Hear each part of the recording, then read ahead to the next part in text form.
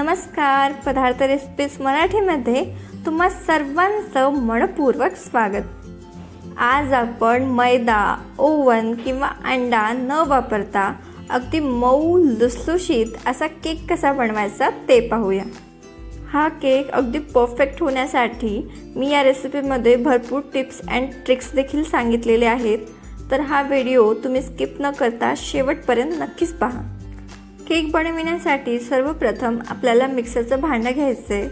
त्यामध्ये कुठलीही एक वाटी घेऊन त्यानुसार आपल्याला 2 वाटी रवा यात घ्यायचा आहे। हा नॉर्मल बारीक रवा आहे, तुम्ही पाहू शकता। तुम्ही हा रवा मिक्सरमधून बारीक न करून घेता देखील केक बनवू शकता, पण तो केक जास्तच रवाळ होतो आणि चवीला तेवढा छान लागत नाही। त्याकरिता आपण रव्याचा केक बनविताना शक्यतो रवा मिक्सरमधून बारीक करूनच घ्यायचा, जेणेकरून आपल्या केकला बाइंडिंग छान येते आणि आपला केक छान होतो। इथे हा रवा मी मिक्सरला छान बारीक करून घेतलेला आहे। हातावर घेतला असता हलकासा दाणेदार जाणवतो, असाच रवा आपल्याला केक बनविण्यासाठी हवा आहे। आता आपण केक करायला घेऊया। केक बनविण्याची मेन गोष्ट असते ती म्हणजे माप। जर आपल्याकडे मेजरिंग कप नसेल तर कुठलीही एक वाटी घ्यायची आणि त्याच वाटीने सर्व साहित्य छान मोजून घ्यायचे। त्याचबरोबर इथे माझ्याकडे घरामध्ये आपण चहापत्तीसाठी जो छोटा चमचा वापरतो त्यानुसार मी सर्व साहित्य यात मोजून घेणार आहे। बनविण्यासाठी सर्वप्रथम अर्धी वाटी तेल आपण घेऊया। कुठलंही तेल तुम्ही घेऊ शकता, पण वासाचं तेल घ्यायचं नाही, नाहीतरी केकमध्ये सुद्धा तेलाचा वास येतो। यात आपण अर्धी वाटी दही घालणार आहोत। हे फ्रेश दही आहे, तुम्ही पाहू शकता।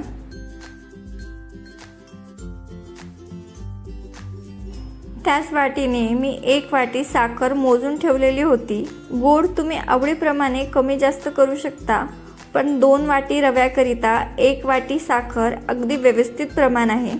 त्याच वाटीने 1 वाटी दूध आपण यात घालू।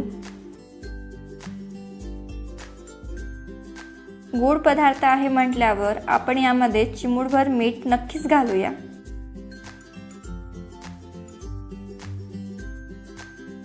आणि सर्व साहित्य आपल्याला एकाच दिशेने छान फेटून घ्यायचे आहेत, जेणेकरून आपले हे सर्व साहित्य छान एकजीव होतील। त्याचबरोबर आपला केक छान फुलायला मदत होईल। इथे मी 5 मिनिटे हे सर्व साहित्य छान फेटून घेतलेले आहेत, तुम्ही बघू शकता। याला अगदी कंडेन्स मिल्क सारखा टेक्स्चर येतो। आता आपण यामध्ये आपण बारीक केलेला रवा घालूया आणि छान मिक्स करून घेऊया। इथे मी रवा आपल्या या मिश्रणामध्ये छान मिक्स करून घेतलेला आहे, तुम्ही पाहू शकता। आता हे मिश्रण आपण कमीत कमी 10 मिनिटाकरिता झाकून ठेवू, जेणेकरून आपला हा रवा छान फुलेल। तोपर्यंत आपण उरलेली कामं करून घेऊ। इथे मी एक कुकर घेऊन त्यामध्ये अर्धी वाटी मीठ घातलंय। मीठ कुकरच्या बेसला छान पसरवून घेऊ। आता यामध्ये आपण कुठलीही एक वाटी, स्टँड किंवा प्लेट ठेवूया आणि गॅसवरती मंद आचेवर 10 मिनिटे हे कुकर आपण छान प्रीहीट करून घेऊ। केकसाठी कुकर वापरताना त्याची रिंग आणि शिट्टी नक्कीच काढून घ्यायची। केक बेक करण्याकरिता आपल्याला असं एक भांडं हवं जे पूर्णपणे कव्हर व्हायला हवं, जेणेकरून त्यामधील गरम हवा बाहेर जाणार नाही आणि आपला हा केक सर्व बाजूने व्यवस्थित असा बेक होईल। आता केक सेट करण्यासाठी इथे मी एक कुकरचं भांडं घेतलेलं आहे। यामध्ये आपण थोडंसं तेल घालूया आणि हे तेल आपण कुकरच्या भांड्याला सर्व बाजूने छान लावून घेऊ। त्याचबरोबर यावरती थोडंसं मैदा भुरभुरायचा। मैद्याऐवजी तुम्ही पिठाचा देखील वापर करू शकता, जेणेकरून आपला हा केक अजिबात चिटकणार नाही आणि व्यवस्थित असा निघेल। 10 मिनिटे झालेली आहेत आणि तुम्ही बघू शकता आपलं हे मिश्रण अगदी परफेक्ट असं सेट झालेलं आहे। रवा पाणी पितो याकरिता आपल्याला हे मिश्रण अगदी हलकंसं घट्ट जाणवतं। मिश्रणाचा घट्टपणा ॲडजस्ट करण्यासाठी आपण यात 1 चमचाभर दूध घालूया आणि दूध घालून सर्व मिश्रण छान मिक्स करून घेऊ। आता यामध्ये आपण काही इतर जिन्नस घालूया। सर्वप्रथम पाऊण चमचा मी यात बेकिंग पावडर घातलंय, त्याचबरोबर पाव चमचा मी यामध्ये खाण्याचा सोडा घालणार आहे। खाण्याचा सोडा कधीही केकमध्ये कमी घालायचा, नाहीतरी केकला पिवळा कलर येतो, त्याचबरोबर त्याची चव देखील केकमध्ये उतरते। यात मी एक अर्धा चमचा व्हॅनिला एसेन्स घालणार आहे, याने आपल्या केकला अतिशय सुंदर अशी चव येते। याऐवजी तुम्ही एक पाव चमचा वेलची पूड घातली तरी चालेल। यावरती आपण 1 चमचाभर दूध घालू, जेणेकरून आपले हे सर्व साहित्य छान ॲक्टिव्ह होतील। व्यवस्थित असे सर्व साहित्य आपण एकजीव करून घेऊ। आपला हा केक अतिशय सुंदर दिसावा याकरिता इथे मी पाव वाटीत ट्रुटी फ्रुटी घेतलेले आहेत। यामधील आपण 1 चमचाभर ट्रुटी फ्रुटी यामध्ये घालूया आणि छान मिक्स करून घेऊया।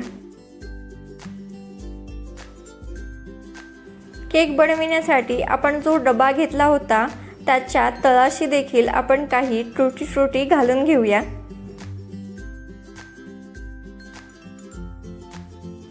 आता यावरती आपण बनविलेलं केकचं बॅटर ओतून घेऊ।